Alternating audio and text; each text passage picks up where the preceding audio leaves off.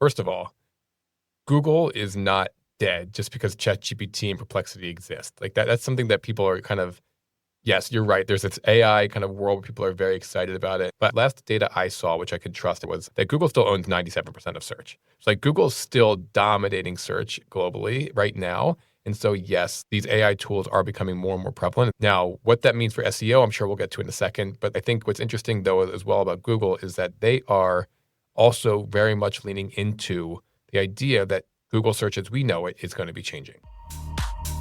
Welcome to How I AI, the podcast featuring real people, real stories, and real AI in action. I'm Brooke Gramer, your host and guide on this journey into the real-world impact of artificial intelligence. For over 15 years, I've worked in creative marketing, events, and business strategy, wearing all the hats. I know the struggle of trying to scale and manage all things without burning out. But here's the game changer, AI.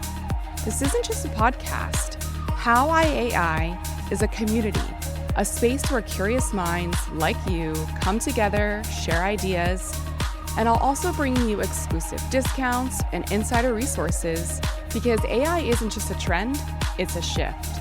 And the sooner we embrace it, the more freedom, creativity, and opportunities will unlock. Have you just started exploring AI and feel a bit overwhelmed?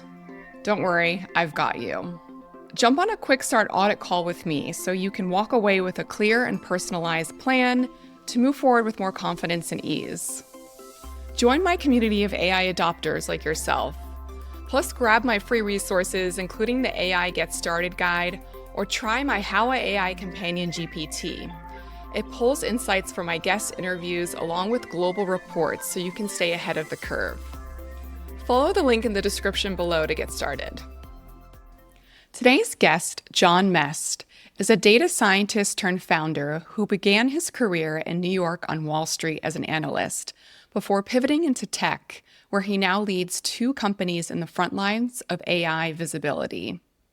In our conversation, John breaks down what it really means for businesses when search shifts from Google links to AI answers, and how founders can adapt their marketing and publicity strategies in real time.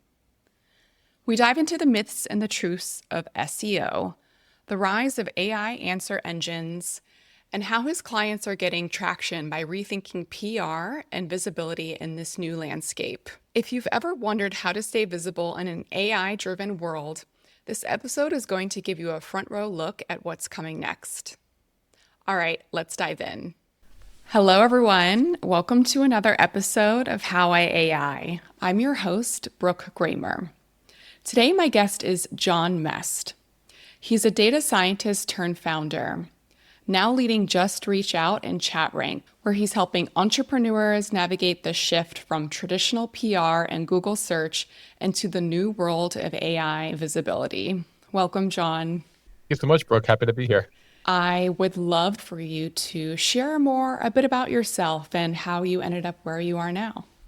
Yeah, my journey, as you mentioned briefly there, is quite interesting. But so, yeah, data scientist by training, really loved the engineering and math side of things, but then didn't really know what I wanted to do with my life. So I moved to New York and went to Wall Street. And that was not exactly the right fit for me, but I did learn a ton while doing that, and ultimately was able to kind of like grow into more of a role in, different technology companies after my stint there.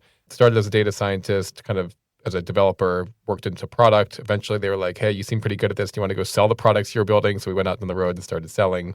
And then, yeah, kind of led to there. I've worn product hats, customer success. And then more recently, kind of with our team, built out Just Reach Out and ChatRank. Well, I'm seeing myself in you, a bit of jack of all trades. And I think that's the best place to be, especially as an entrepreneur and founder. So take me back to that beginning where AI entered the chat. When did you start dabbling and begin to lean into this technology?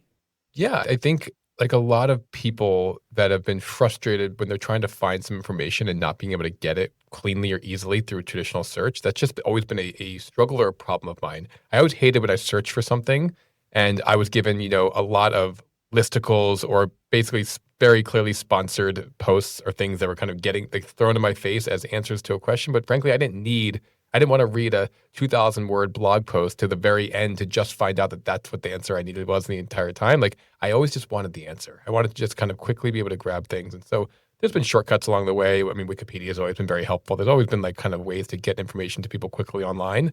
But ultimately, what really kind of opened my eyes to this was, I mean, when ChatGPT first became a thing and I was out there, I was like, oh, you can just for free go online and just get the answer to questions you have.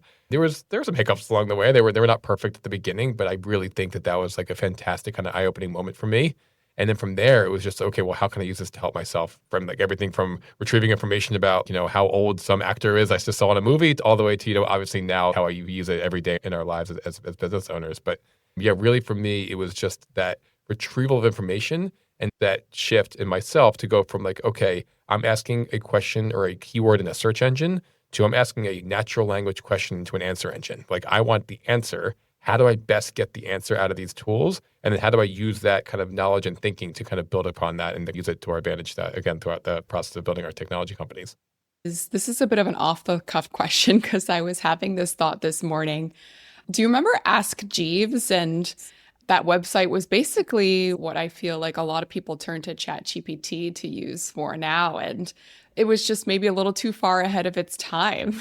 Actually, very funny you bring that up. I was speaking with some college students yesterday, actually, about, they were taking an AI class in PR, and it was just like, it was just a fun conversation that we were having. And clearly they're undergraduates in college. I'm a little older. I'm in my 30s now. And so I remember when Google was not the number one search engine. There was Ask Jeeves, Yahoo, all of those, like all of AltaVista. I mean, like all of them. And so I do remember loving Ask Jeeves because you could ask a question. You didn't have to write those stupid keywords. You could actually ask a question. And I thought that was cool. Obviously, we all know how this played out. Google won. But yes, absolutely. I do remember that. And I actually mentioned that yesterday. And they looked at me like I had 5 heads. Like, I remember the days before Google was dominant. That was a tough one to swallow. That's so funny. And so here we are now today, and the hot topic on everybody's mind is search engine optimization. Is it dead? I've seen both sides of the story. I feel like I live in an AI bubble where it feels like nobody's Googling anymore. But the reality is, most people on ChatGPT aren't even paying to use it. They're just using it on a day-to-day until their credits run out. Obviously, that shifts and more users are getting on the platform every day. But maybe you can break it down for me. How many people are really using LLMs in place of traditional search engines? How quick is that shift moving? And is it something that is really under the gun right now when it comes to shifting our marketing efforts? So, very loaded question. I'll try to address all 3 of those points. First of all, Google is not dead just because ChatGPT and Perplexity exist. Like that's something that people are kind of, yes, you're right. There's this AI kind of world where people are very excited about it. And of course, AI is the future. And I will get to in a second, like how Google is thinking about this as well. But last data I saw, which I could trust, I think it came from SEMrush or Ahrefs or whatever, was that Google still owns 97% of search. So Google's still dominating search globally right now. And so, yes, these AI tools are becoming more and more prevalent. And the fact that they're lost like some share is kind of mind-boggling. But ultimately, no, Google still owns the majority of search. Now, what that means for SEO, I'm sure we'll get to in a second. But before that, I think what's interesting, though, as well about Google is that they are also very much leaning into the idea that Google search as we know it is going to be changing. And so they are really kind of, obviously they have AI mode now and they have the Google AI overviews, and you can just go directly to Gemini and use that as well. But like what they're realizing is that, at least this is what Sundar Pichai, the CEO of Google, has been mentioning. At least I heard it on a podcast this summer with Lex Friedman. He was talking about how they're going to kind of keep pushing AI mode separate from traditional Google search, learn what users are really using well, what they really like, what they enjoy, and what features seem to be really kind of resonating with users in AI mode, and then porting them over to Google search one by one over the course of the next, call it, I don't know if it's going to be 6 months or 6 years. It's going to be kind of take some time, I think. But ultimately, they're going to be moving these more AI forward features into traditional Google search. So Google understands that they have the users right now. They have the traffic. They don't want to lose that. So they want to kind of slowly transition people into this, what is ultimately going to be the future of search, which is more towards what Perplexity might be doing right now. And so Google understands this. They know it. And so they're really leaning into this pretty hard. What that means for, SEO and what that means for like the future of search definitely kind of has a lot that we can talk about, a lot of pieces there. I think the one thing I'll mention quickly, just as a starting point to kick that off, is just overall, when you're asking Google a question that's really simple, or you want to kind of go get to like a very simple answer, I still go to Google for that. So if I need to buy a new pair of running shoes, I'm going to go on and search like Brooks Adrenaline GTS size 12 and a half. Like I know exactly what I want. I'm going to search that into Google, find the people who are selling them cheapest, and then just buy them like that. That's like how I will still use a Google search to do that. I don't need ChatGPT or an AI tool to give me that because I know what I need. But if my 2.5-year-old has a rash on his arm and I don't know what that is, I need to take a picture of it and describe it, like, and try to figure out what that is before I can call the pediatrician when they open in the morning. That to me is really important to be able to kind of have that insight.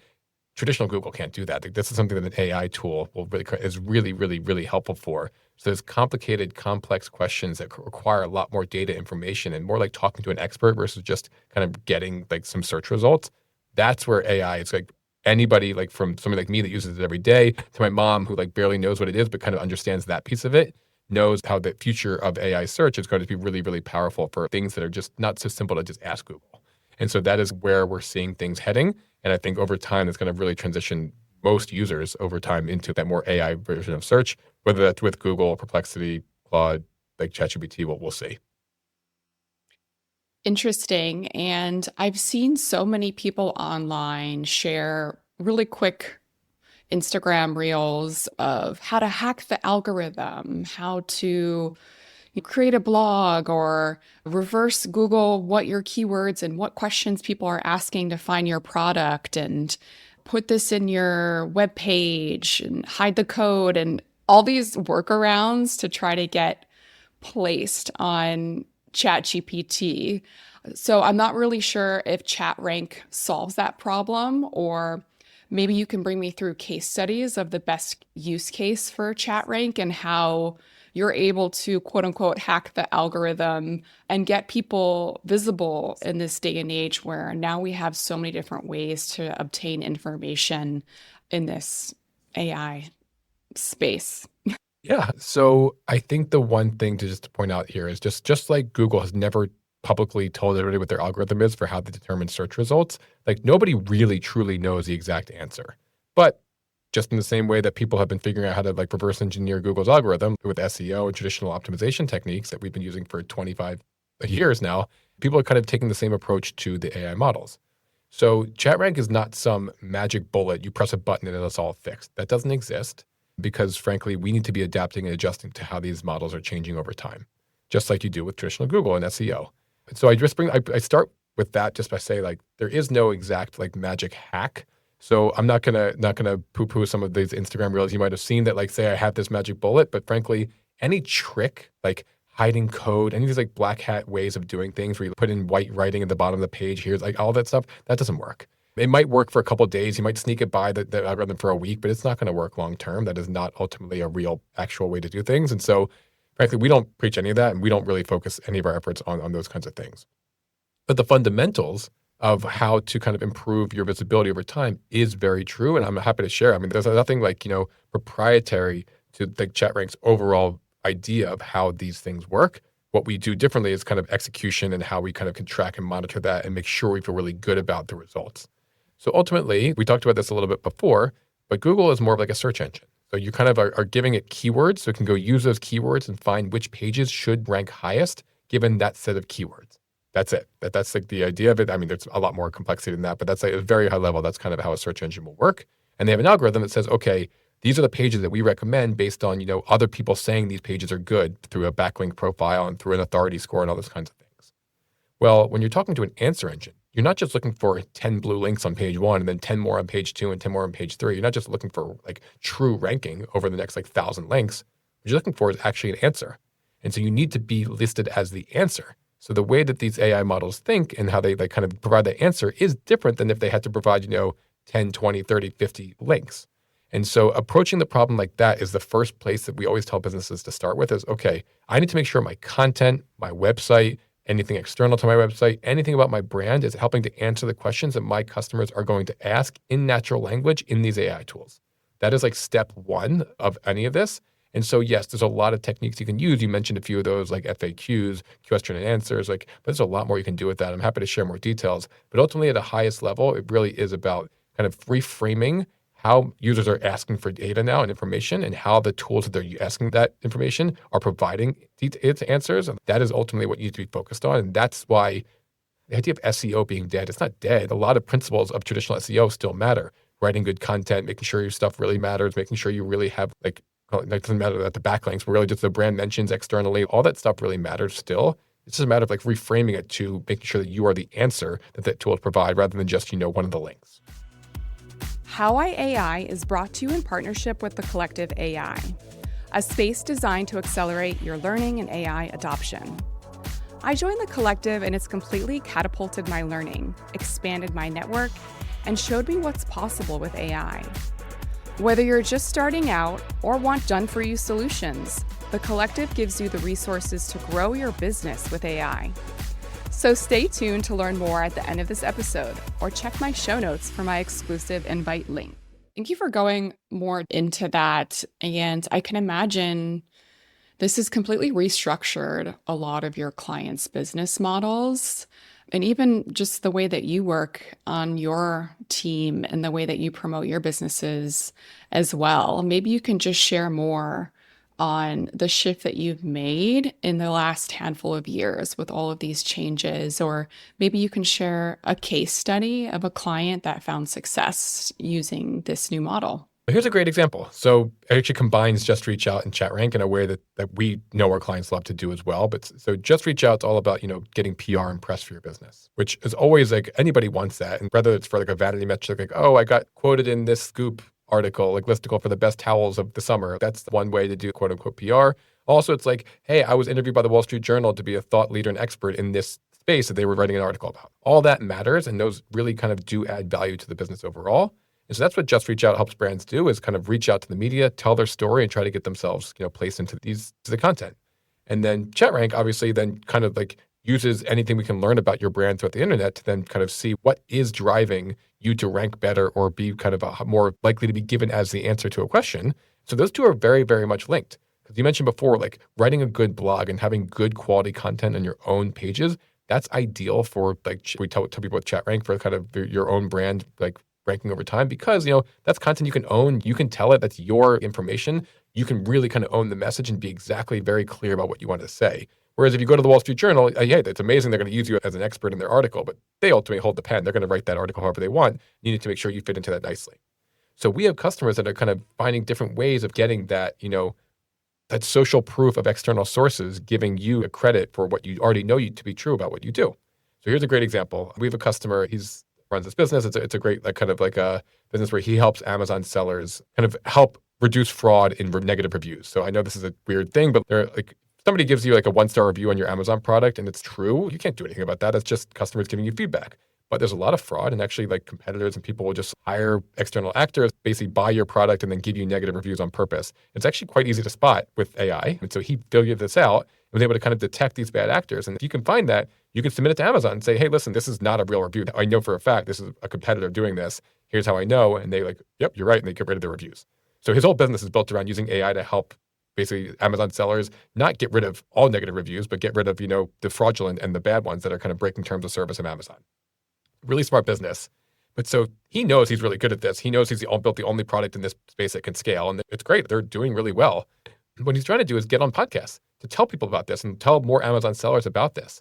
So in traditional Google, if you wanted to kind of help your brand rank better and grow what's called your authority scores, or this domain authority, domain ranking, depending on who you use, you would actually have to go get backlinks and get people to backlink to your site.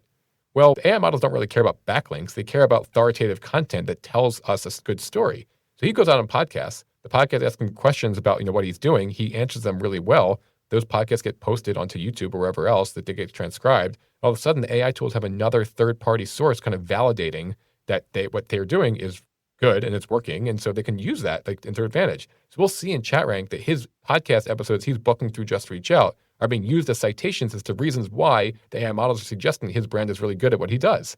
That is something you can be doing as a business owner to really reinforce.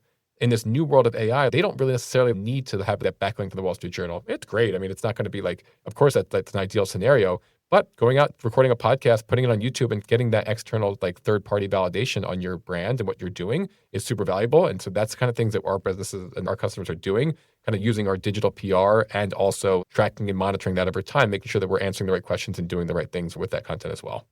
Wow. I'm so happy to hear that you shared a little bit more of a case study. I think it's important to lean into stories when we're trying to learn more about this technology. And my next question is a little bit more future oriented because I've been reading up a lot about the future of agents and how even e-commerce is shifting. Just this week, Stripe and another major e-commerce platform are taking steps to the point where you can skip the sales page and your phone or your approved system can make purchases on your behalf. And they say the future is agents shopping and purchasing from other agents on behalf of people.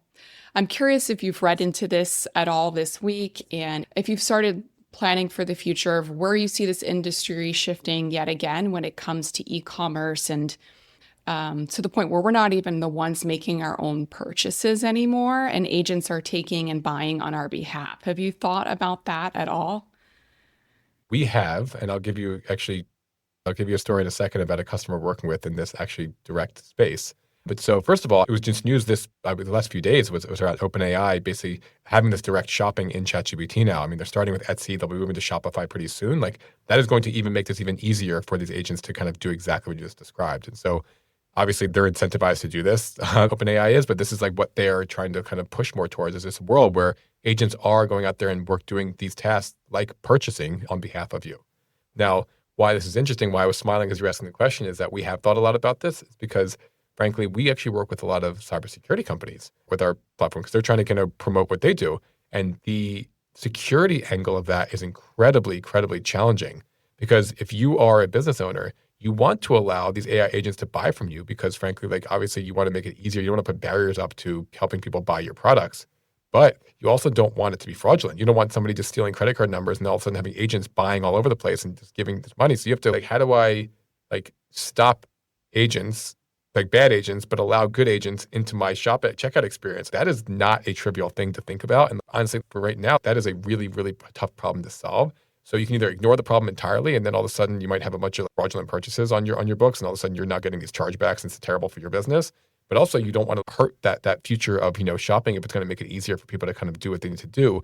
And so I'm a little torn on it. I would love the ability to kind of have my like online grocery delivery just replenish and like just have it do that, but not just automated, but have my agent actually assess what I need and then go do it. Like that sounds amazing to me. I would love to not have to go to the grocery store on Sunday night. But at the same time, what that means for the future of search visibility, truly, that's what we're focusing on right now with ChatRank is making sure brands can be front and center and visible in this new world of online AI shopping. That's obviously like a very, very major thing of what we're doing. This news recently about Etsy and Shopify, obviously we've known this was coming, but this is obviously the big thing for our clients now.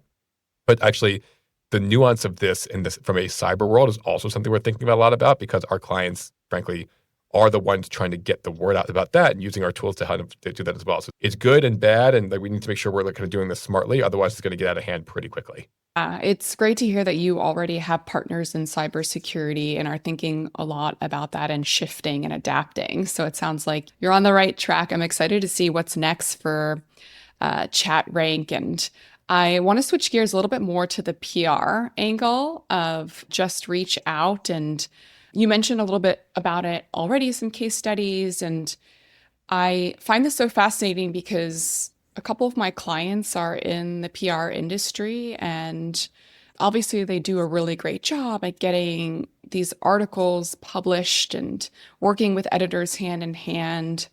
And I personally see that industry shifting very quickly soon. And they're scrambling to try to figure out this auto summary that you get when you search for something versus maybe a New York Times article as the number one SEO search. So maybe you can share more about the future of PR and a little bit more of the success of just reach out and how you see that shifting even more so in the next 6 months to a year. Yeah. But I promise we at Just Reach Out are not anti-PR agency. That is not like what we're preaching here. So I just want to make that clear. We think agencies are really valuable for what they provide and what they do. Just Reach Out does not have an editor at the Wall Street Journal in our back pocket to call and say, hey, we should get somebody into this publication. That's not what we do. But what we've learned over time is that there are a lot of businesses that either can't afford an agency, or they can afford it, but they actually choose to not go that route because they actually want to be able to tell their own story and pitch themselves. So Just Reach Out, it's an efficiency platform. It's basically helping brands using AI identify and build your media list smartly based on who's actually writing content or talking about content on YouTube or podcasts or whatever it might be, who actually is out there providing content on your topics. We have an AI search platform to help you figure that out. Then build your media list based on not, the 30 names in our list that say they write about tech in New York. And I mean, that's not all that helpful. What you want is to actually know this journalist wrote about my direct competitor 2 weeks ago and did a feature. I need to know that. And then I need to reach out to them immediately and say, well, I want you to talk about me too. And so that's what Just Reach Out helps our clients do, is figure out who those people are and how to smartly build that media list based on what people are actually writing. So instead of reaching out to, 3,000 people, you're reaching out to 30, I don't know, whatever the number is, of highly targeted journalists. And then you can use our platform to say, okay, we now know that article you wrote 2 weeks ago about my competitor is why I want to reach out to you. Well, how can our AI help you craft a message and a story and build your kind of message to that journalist in a way that sounds really good and makes you feel good? It's not doing it automatically. It's not press a button and AI just pitches for you. That's like, those tools exist, by the way. They're terrible. They're just spammy. That's not helpful for the industry of PR. That's just spam. What we do is we have AI help you as a business owner craft that story and that pitch, because we know kind of what works the pitch. You know your story, and like that combination is what really helps there. Then we help make sure that gets into the inbox or kind of into the person that might be telling that story. And so Just Reach Out is really helping brands figure out like who to reach out to efficiently, and then really, really nicely write them personalized emails and notes, because you're not reaching out to 3,000 names on a list and spraying and praying. You're actually reaching out to a targeted group of people that have written about your topic recently. And so that's kind of how Just Reach Out operates. For the future of PR, I think that's what we're trying to really lean into. Authentic storytelling is never going away. Mm-hmm. AI cannot replace that. And so if you are a brand and you don't have a good story to tell, you're not going to get press, whether you use a really expensive PR agency or Just Reach Out. It doesn't really matter. If you don't have a good story to tell, it's not going to do well for you. What does do well is kind of identifying who I am as a brand, what we're trying to get out there, what our story can be, and why that's interesting. So matching that story to the audience of the outlet you're pitching, like that's obviously what we're preaching. So the core fundamentals of publicity and PR have not changed, but frankly, more and more businesses are kind of saying, well, with the advent of AI and kind of making this more efficient, can I go out there and tell my story as best as I can? Because frankly, nobody can tell your story better than you can. It's your story. So go out and do that. And if I can help you do that with our software and kind of the tricks and things we've learned, that's great. And that's what we're focusing on. And we're not anti-agency in any way. Actually, frankly, a lot of PR agencies use our software. It's because it's about authentic storytelling and can use AI to make things more efficient for you as you kind of tell that story effectively. Interesting. My next follow-up question for that is, say you're using this platform as an individual, and do you send your pitch through the platform to the editors? What's the success rate for opens? Because the PR teams I've worked with have even already started to receive feedback that people can tell when content is AI generated. M dashes are getting better, but they really had a moment. I'm curious, like, what the feedback has been with these quote unquote AI generated or AI polish and assisted media pitches. Is there good feedback and success? So this is kind of something I was talking about before. Our AI helps our customers craft messaging, but it doesn't write the emails. It doesn't actually do the pitching. What it does is says, hey, when you write an email, you need to kind of relate to the journalist. Like, make sure that you understand that they've written an article about your competitor. Great. Relate to that. Make sure that you are kind of following that guideline. Okay, I saw you wrote this article. I'm their competitor. Here's why you should talk to me. I'm going to set the standard. Then make your pitch, obviously, and then like a call to action. It's pretty straightforward. Like, our AI helps people that would have written this 17-paragraph email understand that, no, you need to make it crisp, concise, to the point. You're just trying to get that response of basically your best chance of Just Reach Out is to get the response of tell me more. Like, I want to learn more about your story. Let's go figure this out and see if it's something we can tell to our audience here as a journalist. And so that's what we're focused on overall. Now, so AI writing is getting better, but frankly, we don't allow, as a fundamental principle, we don't allow you as a user in Just Reach Out to send anything that AI writes like at all. You have to review it, look at it, and like deal with it. It doesn't just let you do that, but it does actually send out through our platform, but through your email. So it does come out from you. It's you sending it, but we just have to make it easier for you kind of handhold it for you to do that. So I'd say Just Reach Out is more about like preventing our customers from making the mistakes that we've made in our past. Like I personally made when trying to pitch media well before Just Reach Out. Learning what we've learned over time, and the business has been around for a while now, learning what we've learned over time to see what works. We're just helping our customers make sure you use those core principles of PR, what agencies know to be true, and then use that in the platforms. Like we even have a PR masterclass built into our platform. It's totally optional, but it's there. You can just go through and learn how to write a pitch, how to think about like journal, like all the kind of stuff is there. It's just about teaching them the PR fundamentals that they can do themselves. Now, frankly, you still have to do the work yourself. You still have to have a good story. So when it comes to like open rates, response rates, all that stuff, our metrics are great. Like our open rates are well over 50%, and our response rates are around 10% for our customers. So I mean, if you know PR, that's like way, way above industry averages for cold emails, for basically cold outreach. And it's because you're not just sending out 3,000 emails with a very generic message. You're emailing directly to journalists that you know cover your topic, that have written about it recently, and you have a good story to tell them, and you tell that in a way that they can really easily and concisely see this is a story that might be interesting to me. And that's it. And so some of our customers do way better than that. Some of them do like worse than that. But frankly, the ones that do worse are the ones that didn't have a good story to tell from the beginning. And the ones that do better are the ones that have a fantastic story and are really kind of leaning into that pretty hard. And so that's what we're seeing from our data and from our customers. And I think that is, again, that's what PR is about. It's about telling a good story. I can see why so many PR agencies want to use this tool because it's giving all the information. It's really skipping the step of them having to reach out to the editors that they have relationships with and ask, what are you working on? Or just assume the same stories are going to run every season. And you're able to, in real time, bring all this data together, and the pitch is hyper specific. So that's incredible. And so when they pull a media list, your contacts are updated regularly. Do you use AI to search and update the contacts in your database? So I'm going to tell you a dirty secret, which it's not really a secret. We tell our customers this too, but this is the one thing that AI, like, yes, like it can help to make sure their contacts are updated. But this is where we actually have a team of people, of real humans that go in and manually check. Every time you send an email and Just Reach Out, we check, okay, does this person still work at that publication? Is this still the email listed on their website, like on their profile and all that kind of stuff? But we have that information done. So we use AI to kind of do the first pass. But once that's done, we double check with a real human because we really care about, again, you like focusing in on getting that message out to that journalist. So like we wouldn't do that if we allowed you to send like, 10,000 emails to like a massive list. The whole idea is send 20, 30 highly targeted emails, and we'll spend the time to go manually verify the emails on those people are still correct. They're still at that publication. They're covering these stories. Wow, that is so important. I'm so happy to hear that. I know that's a really big pain point for a lot of publicists and people that are pitching themselves. So that's incredible that they have a team of people at their fingertips doing that due diligence.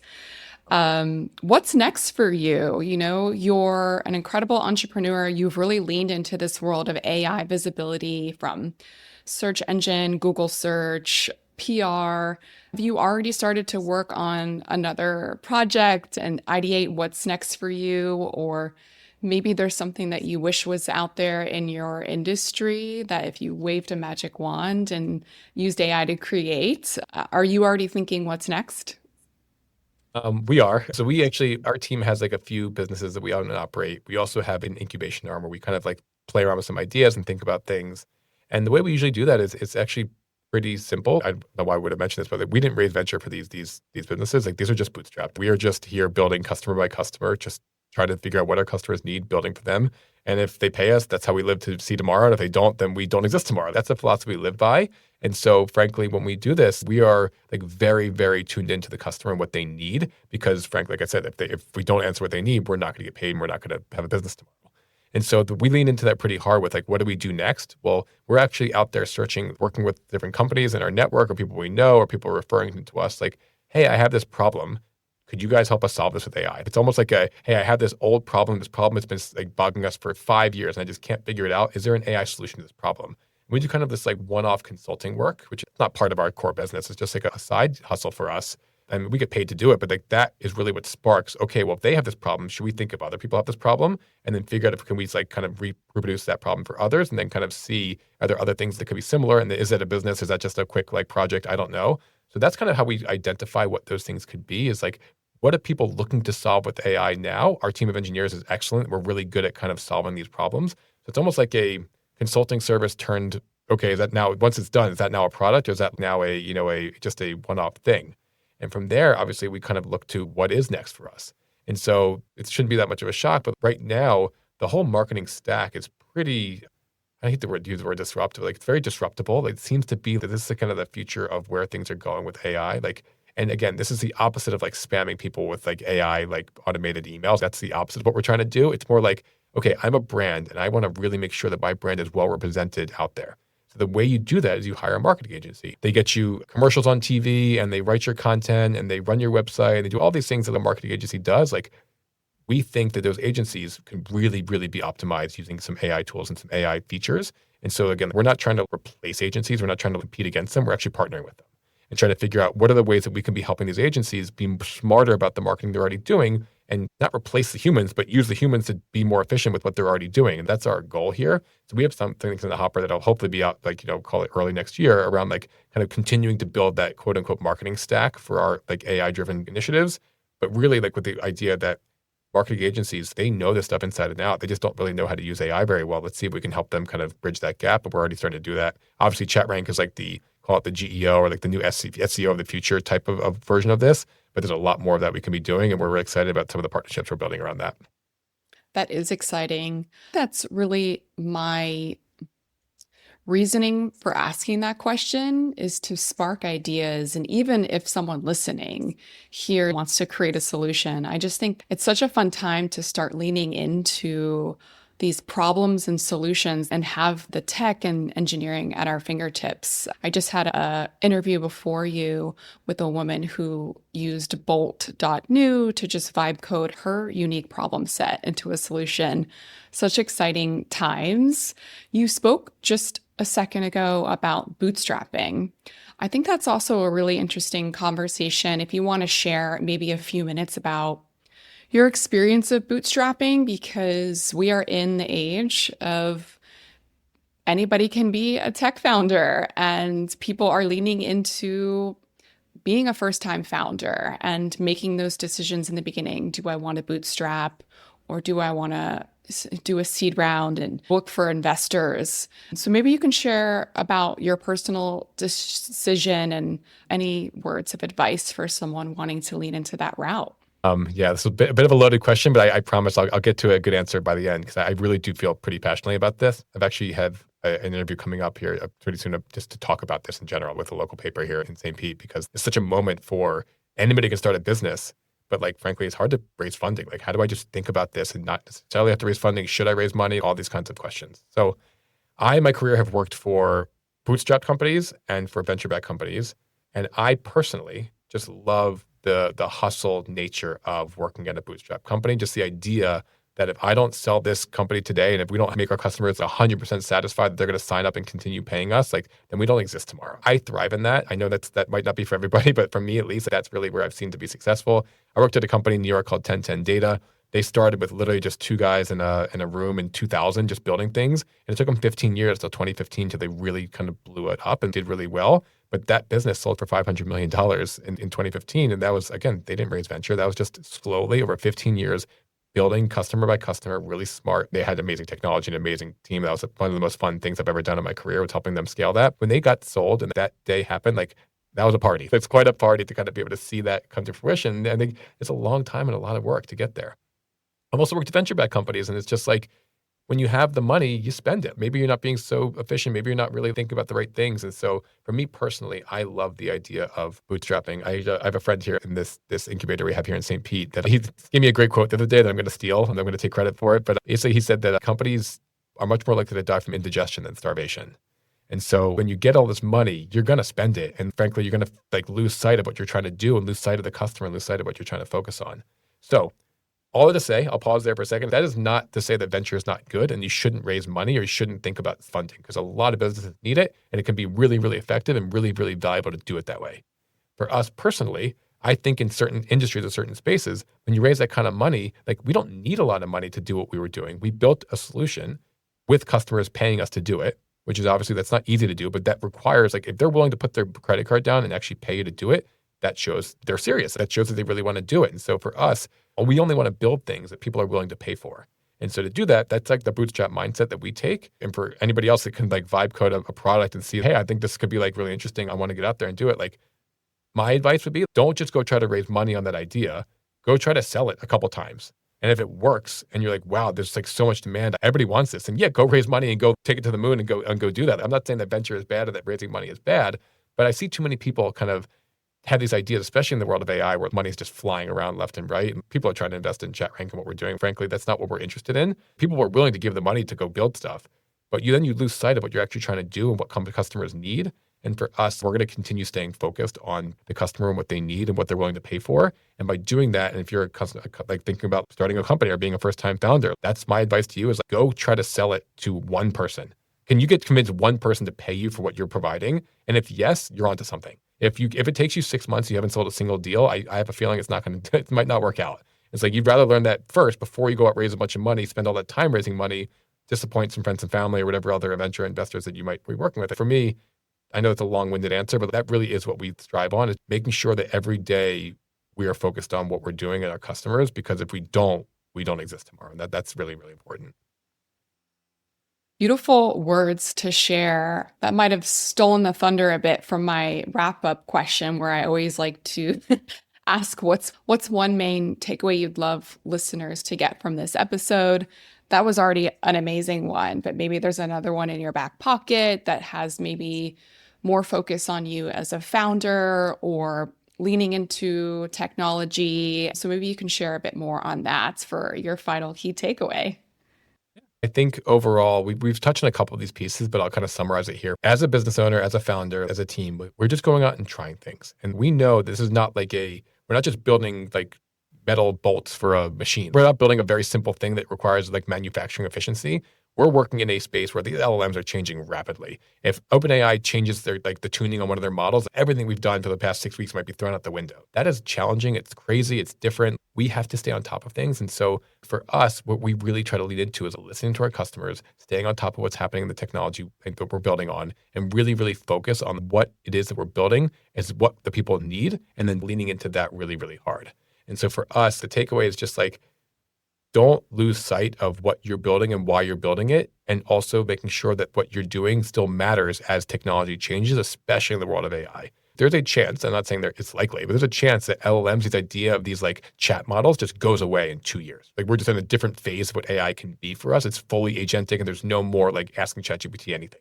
I don't think that's happening in 2 years, but it could. And that's this thing. Like then all of a sudden, like what ChatRank is today, if we just try to fast forward to 2 years, would just not exist. It just would be pointless. And so like the idea here is that you really need to kind of lean into and focus on what you're doing, what you need to be building, and why, based on the technology constraints and what your customers are willing to pay for. It's not easy. That is what we really try to like look at every single day and do. And we actually have a weekly Friday morning call with our entire team to kind of reset every week to be like, okay, what are we building? What are customers asking for? Or is that aligned? And what's the technology changes happening right now? Is anything new come out this week? We just kind of reset every Friday morning for an hour to kind of think about that. And that just requires us to kind of think about these things a lot. And I'd say for any upcoming founder, somebody thinking about this space, please just remember that it's not easy and it's not just like a straightforward path. It's going to be changing all the time. Nice. I thank you for that final key takeaway. One quick question that just came to me because listeners might be interested. What's it like working in an incubator? And maybe you can touch on the tech scene in St. Pete, Florida. Yeah, it's actually a lot of fun. So we have the ARK Innovation Center here in St. Pete. ARK Investments, Kathy Wood, she moved her hedge fund down from New York City down to St. Pete a few years ago and kind of helped with the city and the county fund a tech incubator here. She's been famous for, her tech innovation funds, Tesla and everything else that she's been investing in over the years. So yeah, she runs this. She's chairman of the board. Her office is right next to the Tampa Bay here in the water. And so a lot of maritime and defense technology here, because again, you can be doing water testing, you can be doing like types of robotics work. And so being here has been a lot of fun to kind of just see the different types of companies. So there's a lot of, B2B SaaS businesses like ours. There are a lot of software businesses. There are a lot of, more hardware and robotics businesses. They have a maker space here. Like we have like a very large military presence here. So a lot of defense tech, a lot of water and technology, a lot of AI around here as well. It's been really fun to just kind of see like-minded individuals coming together Every Thursday, we just like the whole incubator sits down for like an hour and a half and just does a brainstorm. There's never an agenda. It's just sit down and talk about whatever people are thinking about at the moment. St. Pete is not traditionally a tech city, but I mean, neither was Nashville or Austin or some of these places were before, a few years ago too. And so they're kind of building it here over time. And it's not like huge by any means. I lived in New York for a long time, and just like seeing what New York tech scene is like compared to here, it's obviously different. But what they're building here is really, really strong. And I'm excited to kind of be a part of it. I ask because a lot of people from Miami seem to be wanting to move to more affordable cities within Florida. And that is one of them. Absolutely. That's on the rise and has been for the past few years. So much construction, incredible things going out there. So thank you so much for your time today. This was a very well-rounded discussion, and for allowing me to ask just off the cuff questions that I had in my personal work experience. And I know that people are really like wanting to know the answers to. So in conclusion, now, how can listeners reach out to you? How can they find out more about ChatRank and just reach out? What's the best way to get in contact with you for next steps? Yeah, of course. By all means, please check us out. It's justreachout.io. So JUSTREACHOUT.io, as well as chatrank.ai. Those are our two websites. Check us out, learn more about them. You can obviously contact us through both of those pages to schedule demos or talk more about it. Or if you're just interested in reaching out to me, please do. I am John, Jon, at chatrank.ai. That's the best way to get in touch with me. It's been a lot of fun kind of learning from this and kind of seeing where this could go. And overall, we are building, we are doing new things. If you have projects or you're kind of like, hey, I have this really annoying problem, I bet AI can solve it. Like, reach out, please. This is what we're focusing on. This is what we're doing. And you never know, you might be the lead lighthouse customer in our next business. So you'll never know. It could be really exciting. You never know. Thank you so much, John. I appreciate your time. Thanks, Brooke. I appreciate it. Wow. I hope today's episode opened your mind to what's possible with AI. Do you have a cool use case on how you're using AI and want to share it? DM me. I'd love to hear more and feature you on my next podcast. Until next time, here's to working smarter, not harder. See you on the next episode of How I AI. This episode was made possible in partnership with the Collective AI, a community designed to help entrepreneurs, creators, and professionals seamlessly integrate AI into their workflows. One of the biggest game changers in my own AI journey was joining this space. It's where I learned, connected, and truly enhanced my understanding of what's possible with AI. And the best part, they offer multiple membership levels to meet you where you are. Whether you want to DIY your AI learning or work with a personalized AI consultant for your business, the Collective has you covered. Learn more and sign up using my exclusive link in the show notes.